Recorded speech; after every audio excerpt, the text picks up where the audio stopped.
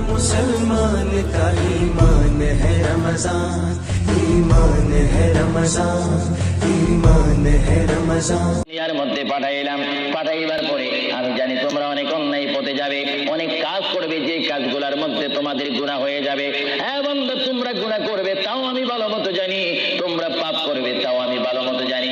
বান্দারে, পাপ করার পরে গুনাহ করে একটা ঈদের মধ্যে তোমরা কেঁদেছো, রব্বানা যালামনা, বলেন রব্বানা যালামনা আনফুসানা ওয়া ইন লাম তাগফির লানা ওয়া তুরহামনা লানাকুনান্না মিনাল খাসিরিন বলে বলে মসজিদে কেঁদেছো, আসরের নামাজ পড়ে কেঁদেছো, যোহরের নামাজ পড়ে কেঁদেছো, মাগরিবের পড়ে কেঁদেছো, এশার নামাজ পড়ে কেঁদেছো। বান্দা, নামাজের মুসল্লা যখন বসে যাও, আমি আল্লাহকে তোমরা বারবার বল, আল্লাহ আমার গুনাহ মাফ করে দাও। তারপরও আমি তোমাদের গুনাহ মাফ করে নিই।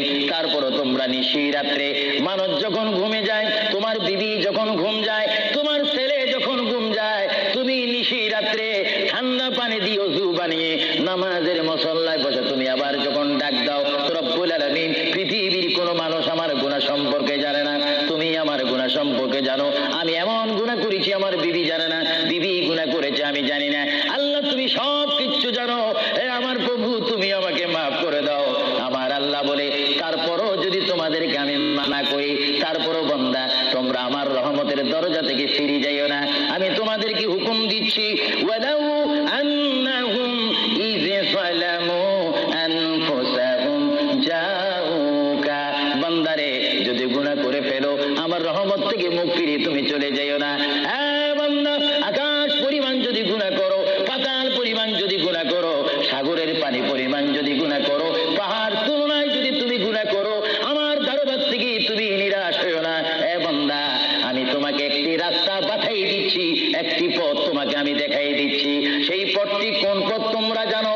ওয়ালাউ আন্নাহুম ইয যালামু আনফুসাহুম জাউকা, বান্দারে, যখন তোমরা বরবাদ হয়ে যাবে, তখন তোমাদেরকে একটা পথ আমি তোমাদেরকে দেখাই দিলাম। সেই পথটির নাম হচ্ছে আমার রাসূলের মদিনা। জুড়ে বলেন সুবহানাল্লাহ।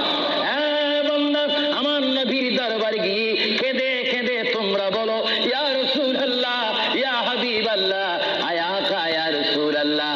আল্লাহ কোরআনে বলেছে, ওয়ালাউ আন্নাহুম ইয যালামু আনফুসাহুম জাউকা ফাস্তাগফিরুল্লাহ ওয়াস্তাগফারা লাহুমুর রাসূল।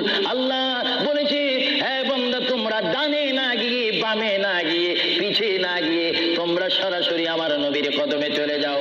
আমার নবীর কদমে গিয়ে আমি আল্লাহর দরবারে তোমরা তওবা করো।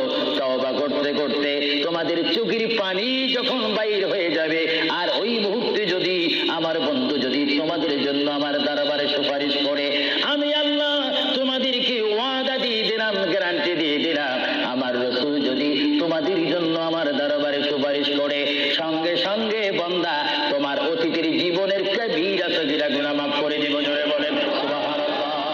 আরো জোরে বলেন। আমার আপনার গুনাহ মাফ করার জন্য রাসূলুল্লাহর দরবারে যাওয়ার দরকার আছে কিনা? চিৎকার জীবনে আছে কিনা? এটা কোরআনের অপব্যাখ্যা নয়, কোরআন শরীফের আয়াত। ওয়ালাউ আন্নাহুম ইয যালামু আনফুসাহুম জাউকা, যারা তাফসীর পড়েছেন, তাফসীর জালালাইন পড়েছেন, টাইটেল পড়েছেন, বুখারী পড়েছেন, মুসলিম পড়েছেন, ইবনে মাজাহ পড়েছেন, সিয়াসিত্তা পড়েছেন, হাদিস পড়েছেন, ইজমা পড়েছেন, কিয়াস মেনেছেন, উসুল মেনেছেন, বালাগাত মেনেছেন, মুনতিক মেনেছেন, শরীয়ত বুঝেছেন, তরিকত বুঝেছেন, হাকিকত বুঝেছেন, ইলমে লুদুনি পেয়েছেন, ইলমে তাসাউফ মেনেছেন, তারা অবশ্যই স্বীকার করবে মানুষের একমাত্র মুক্তির স্থান, পরিত্রাণের স্থান, আসলের স্থান, নাজাতের স্থান, আল্লাহ পাকের স্থান, মুহাম্মদুর রাসূলুল্লাহ কদম মুবারক। চিৎকার করেন সুবহানাল্লাহ।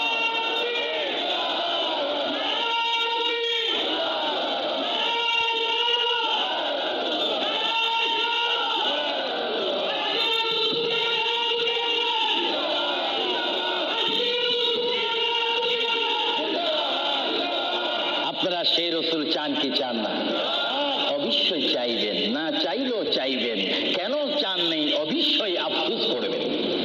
কারণ পৃথিবীতে সন্তান রয়েছে, বিবির জন্য স্বামী রয়েছে, স্বামীর জন্য বিবি রয়েছে, সন্তানের পাশে মা রয়েছে, মায়ের পাশে সন্তান রয়েছে। এটার নাম দুনিয়া। আর দুনিয়াও মাজরাতুল আখিরা। কিন্তু এই দুনিয়া যে বেজে যাবে। সেই দিন সন্তান ইচ্ছা করে মায়ের পা ছেড়ে দিবে, পিতা তার মায়ের সামনে থেকে চলে যাবে, এমনি ভাবে সবাই বিচ্ছিন্ন হয়ে যাবে, সব চলে যাবে। একমাত্র সাথী হবে, আপন হবে, বন্ধু হবে, কবরের সঙ্গী হবে। সবাই বলেন মুহাম্মাদুর। আরো জোরে বলেন না মুহাম্মাদুর। আপনারা সেই রসুল চান কি চান না?